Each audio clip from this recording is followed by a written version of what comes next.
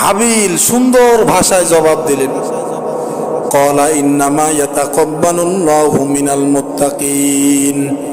ও ভাই কাবিল, ভালো করে জেনে নাও, আল্লাহ পাক রব্বুল আলামিন ধর্ম বিরোধের কর্মই কবুল করে থাকে।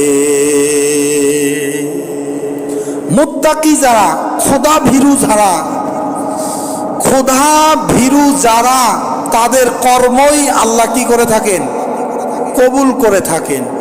এখানে আমাদের একটা শিক্ষণীয় বিষয় আছে। সে বিষয়টা হলো যে মুত্তাকি যারা, আল্লাহকে ভয় করে যারা, এখানে কোরবানির পশুটা বড় বিষয় না। ভালো করে মনোযোগ দেন, এই শিক্ষাটা গ্রহণ করবেন।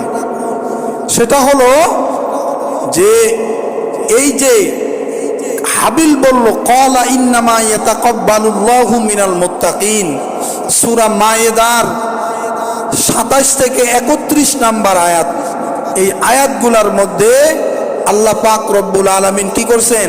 ওই হাবিল আর কাবিলের ঘটনা বর্ণনা করেছেন। বলেন সুবহানাল্লাহ। তাহলে আল্লাহ পাক রব্বুল আলামিন সূরা মায়েদার ৬ পারার ১১ নাম্বার পৃষ্ঠার ৬ নাম্বার লাইন থেকে নিচের দিকে এরকম আয়াতগুলো আছে। হাবিল বললেন যে আল্লাহ তো খোদা ভীরু যারা, ধর্ম ভীরু যারা, তাদের কর্মই আল্লাহ গ্রহণ করে থাকেন। তাহলে বলতেছিলাম যে কোরবানির মধ্যে উদ্দেশ্য কোরবানি বস্তুটা না, কোরবানির পশুটা উল্লেখযোগ্য না। উল্লেখযোগ্য বিষয় হলো আপনার তাকওয়া। বলেন সুবহানাল্লাহ। ঠিক কিনা? আপনার অন্তরের বিষয়।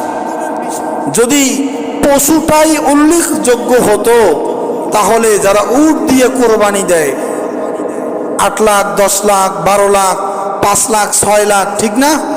এদের কোরবানি কবুল হইতো। যারা ছাগল দিয়ে কোরবানি দেয় ৩,০০০, ৪,০০০, ছোট ছাগল ৩,০০০, ৪,০০০, ৫,০০০, এদের কোরবানি কবুল হওয়ার কোনো কি প্রশ্নই আসতো না, ঠিক না? এখানে মূল উদ্দেশ্য অন্তরের খবর, অন্তরের বিষয়।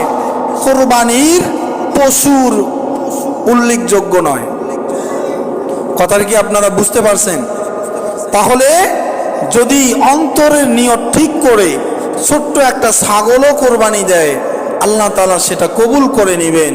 কিন্তু অন্তরের মধ্যে যদি ভেজাল রেখে উটও কোরবানি দেয়, আল্লাহ তাআলা সে কোরবানি কবুল করবেন না।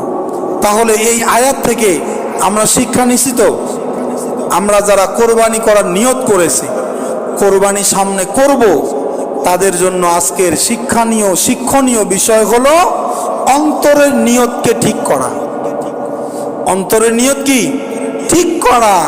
একমাত্র আল্লাহর জন্য কোরবানি, এই নিয়তটাকে ঠিক করা। আপনি দেখেন সমাজের মধ্যে অনেক মানুষ আছে যারা কোরবানি বিভিন্ন প্রয়োজনে দেয়। যারা কোরবানি কি বিভিন্ন প্রয়োজনে দেয়, যে একটা যদি ভাগ দিই ৮-১০ কেজি গোস্ত পাবো, এই কত মানুষ, কত আত্মীয়, অল্প অল্প করে যদি দেই মন খারাপ করবে, ঠিক না? একটা গরু কিনো, কি কিনো? একটা গরু কিনো। তাহলে এখানে আল্লাহকে সন্তুষ্টি করার জন্য একাই একটা গরু হলো না। এটা কাদেরকে সন্তুষ্টি করার জন্য হলো? আত্মীয় স্বজনকে সন্তুষ্টি করার জন্য হলো। হতে পারে কি পারে না? হতে পারে কি পারে না? অনেক মানুষ আছে, অনেক টাকা পয়সার মালিক, যদি আমি ছোট গরু কোরবানি দিই, তাহলে তো গ্রামের মানুষ বলবে কৃপণ, আরে এত টাকা পয়সা কি করবে, এত ছোট একটা গরু দিল, একটা ছাগল দিল। হ্যাঁ, এরকমভাবে সমাজ থেকে সুনাম অর্জনের জন্য অনেক মানুষ আছে কোরবানি করে আর বড় বড় গরু কোরবানি দেয়, ঠিক না? এদের অন্তরের নিয়ত ঠিক নেই। তাহলে কোরবানি করতে হবে, কে কি বলে বলুক, কে কি বলে বলুক, সেটা দেখার বিষয় নয়। দেখার বিষয় হলো আমার নিয়ত ঠিক আছে কিনা। আপনি নিয়ত ঠিক করে যদি আপনি এরকম নিয়ত করে দেন যে বেশি কোরবানি দিলে বেশি সওয়াব, 1 ভাগ না দিয়ে আমি 2 ভাগ দিই, নিয়ত করছেন কি? এই ছেলে, চুপ করে বসে থাকো। আপনাদেরকে আমি একটা বুদ্ধি শিখাই দিই। মনে করেন যে আপনার গোস্তের বেশি প্রয়োজন, 1 ভাগ দিলে আপনার হবে না। ইন্নামাল আমালু বিন্নিয়াত, নিয়তের উপর সব কাজের ফল প্রকাশ পায়। কথা বুঝছেন? তাহলে আপনি এরকম নিয়ত করবেন যে 1 ভাগ দিলে কম সওয়াব, 2 ভাগ দিলে বেশি সওয়াব। তাহলে আমি 2 ভাগ দিই, আমি বেশি সওয়াব পাবো, আল্লাহ আমার প্রতি বেশি সন্তুষ্ট হবেন। এই নিয়ত নিয়ে 2 ভাগ দেন, আপনি আল্লাহর নিয়ত, আল্লাহর নৈকট্য লাভও করতে পারলেন, আপনার বেশি গোস্তর যে প্রয়োজন সেটাও মিটে গেল। ঠিক না? এবার বলতে পারেন যে হুজুর তাহলে তো প্রয়োজন ঠিকই আছে। হ্যাঁ, ঠিকই তো আছে। নিয়তের উপরই সব কিছু হয়। কথার মাধ্যমেই কি হালাল জিনিসটা হারাম হয়, হারাম জিনিসটা হালাল হয়। ঠিক না? একজন মেয়ে, একজন ছেলে অপরিচিত হারাম ছিল, ঠিক না? ঠিক কি না? আপনার এরকমভাবে প্রয়োজন আছে, আপনি প্রয়োজন সারবেন, আপনার উদ্দেশ্য কিন্তু সেটা। ঠিক না? একটা ছেলে মেয়ে প্রয়োজন সারবে, এই উদ্দেশ্যই তো বিয়ে করে, ঠিক না? কিন্তু আপনি যদি কথার মাধ্যমে না গিয়ে এমনিতেই প্রয়োজন পূরণ করেন, সেটা কি গুনাহ হবে না? তাহলে একই জিনিস, একই জায়গার জিনিস, শুধু একটু কথার মাধ্যমে হালাল করে নিলেন। কথার মাধ্যমে কি কবুল বলার মাধ্যমে কি করে নিলেন? হালাল করে নিলেন। তেমনি ভাবে আপনার গোস্তের প্রয়োজন ঠিক আছে, আপনার গোস্তের প্রয়োজন ঠিক আছে, একই জায়গায় থাকলো আপনার গোস্তের প্রয়োজন, কিন্তু আপনি নিয়তকে পরিবর্তন করার কারণে আপনার সওয়াবও ঠিক থাকলো, নিয়ত এরকম ভাবে আপনি আপনার প্রয়োজনও পূরণ হলো। এই জন্য যে কোনো কাজে আমরা আল্লাহর জন্য করব। আমরা কার জন্য করব? আল্লাহর জন্য করব। এই দেখেন, আপনি যদি কুরবানি করেন মানুষকে দেখানোর জন্য, তাও আপনি গোস্ত খাইতে পারবেন। ঠিক না? আপনি যদি মানুষকে দেখানোর জন্য কোরবানি করেন, আপনি তাও গোস্ত খাইতে পারবেন, কিন্তু নিয়তটাকে পরিবর্তন করে, নিয়তটাকে কি একটু পরিবর্তন করে আল্লাহর জন্য করলাম, শুধু এই একটা কথা বলার কারণে, তাও আপনি গোস্ত খাবেন, মাঝখানে আপনার সওয়াব হবে বোনাস। ঠিক না?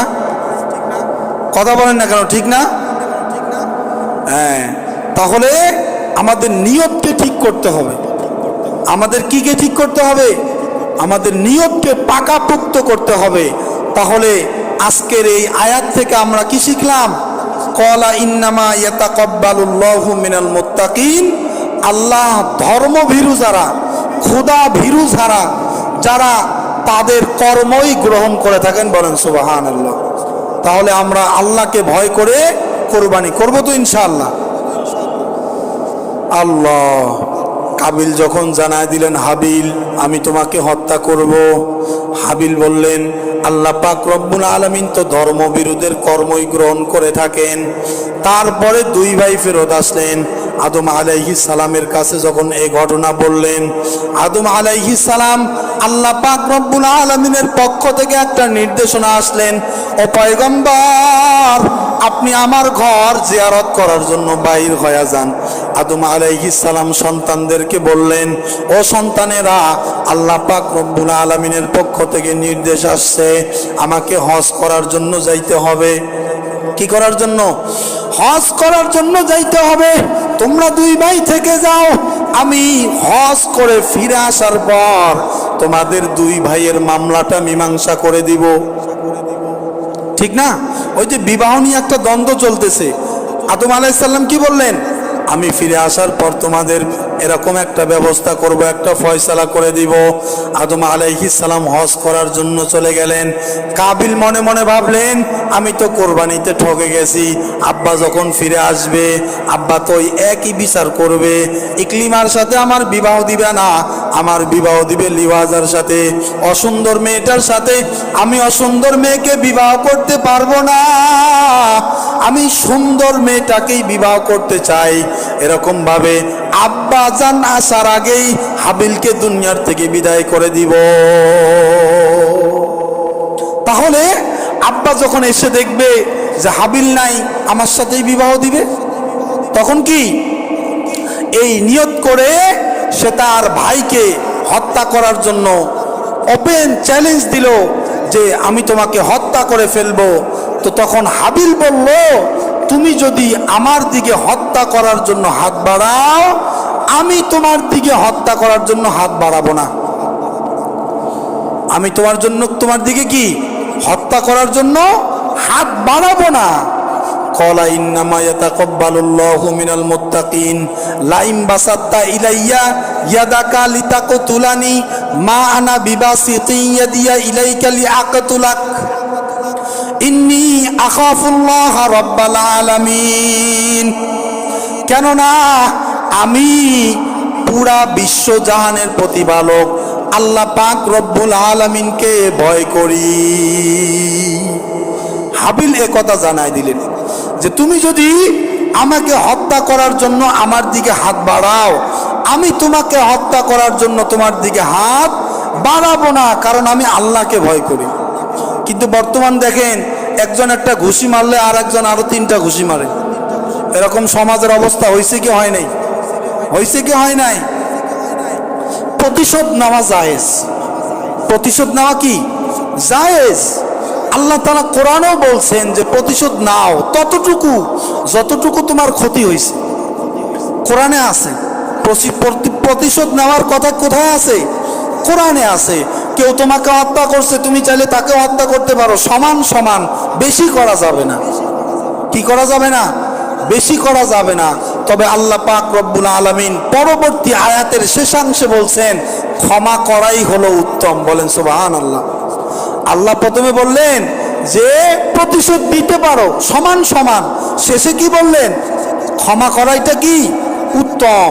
কিন্তু বর্তমান সমাজের মধ্যে দেখেন, হ্যাঁ, একজনে যদি কোনো সামান্য একটা ভেজাল লাগে, কি একটা কথা বলছে না বলছে, একটু ধাক্কা লাগছে না লাগছে, এইটা নিয়ে মানুষ মেরে ফেলা পর্যন্ত ঘটনা ঘটে। ঘটে কি ঘটে না? ঘটে কি ঘটে না? অবশ্যই ঘটে। আপনাদের এই এলাকার মধ্যেও আছে, বাজারেও আছে। সামান্য কি একটা নিয়ে কি হয়েছে না হয়েছে 2 গ্রাম মিলে লেগে যায়। আল্লাহ আমাদেরকে হেফাজত করুক, বলে না আমিন। তাহলে এখান থেকেও আমাদেরকে একটা শিক্ষা নিতে হবে। কেউ যদি আমাকে আঘাত করে, কেউ যদি আমাকে কি করে আঘাত করে, চাইলে সমপরিমাণ আঘাতের বদলা আমি নিতে পারবো, কিন্তু উত্তম হলো তাকে ক্ষমা করে দেওয়া। বলেন সুবহানাল্লাহ। আমরা এটাই গ্রহণ করি। তাহলে আমরা এভাবে বলতে পারি, কেউ যদি আমাকে আঘাত করে, কেউ যদি আমাকে গালি দেয়, কেউ যদি আমাকে ঘুষি মারে, থাপ্পড়ও মারে, আমার সর্বোত্তম একটা পন্থা হবে, একটা নিয়ম হবে, একটা কাজ হবে, তাকে মাফ করে দেওয়া। করবো তো ইনশাআল্লাহ? করবো তো ইনশাআল্লাহ? তাহলে এরকম যদি করি, সমাজের মধ্যে কখনো মারামারি হবে না। কথা বলেন না কেন? সমাজের মধ্যে কখনো কি হবে না? মারামারি হবে না। একজন আমাকে ভুলবশত বা রাগবশত একটা গালি দিছে, এটা কি দিছে? গালি দিছে, আমি তাকে মাফ করে দিলাম, হিসাব শেষ। সে আমাকে কেন গালি দিল তাকে ধরো, 3 জন নিয়ে লাঠি নিয়ে দৌড়াও, তাকে মারো, সেও আবার 10 জন নিয়ে আসলো, এরকম ভাবে লাইফটাই শেষ। ঠিক না? জীবনটাই বরবাদ। তাহলে আমাদের আজকে বয়ানের 2টা শিক্ষা। কয়টা শিক্ষা? 2টা শিক্ষা। একটা হলো আল্লাহকে ভয় করে আমরা কোরবানি করব। কাকে ভয় করে? আল্লাহকে ভয় করে আমরা কোরবানি করব। দ্বিতীয় শিক্ষা হলো, কেউ আমাকে আঘাত করলে তাকে মাফ করে দিব। কেউ আমাকে আঘাত করলে কি করে দিব? মাফ করে দিব। আরো অনেক আয়াত আছে, এখনো তো ঘটনাটাই শেষ করলাম না, সময় তো শেষ। হ্যাঁ, বলতে গেলে অনেক 30ও পার হইতে পারে। যাই হোক, তাহলে আমরা যারা সামনে কোরবানি করব, একমাত্র আল্লাহকে রাজি এবং খুশি করার জন্য কোরবানি করব, এই নিয়তে গরু ক্রয় করব। আল্লাহ সবাইকে তৌফিক দান করুক, বলে না আমিন। যারা সুন্নত পড়ে নেই, কাবরাল জুমার 4 রাকাত সুন্নত পড়ে নেই।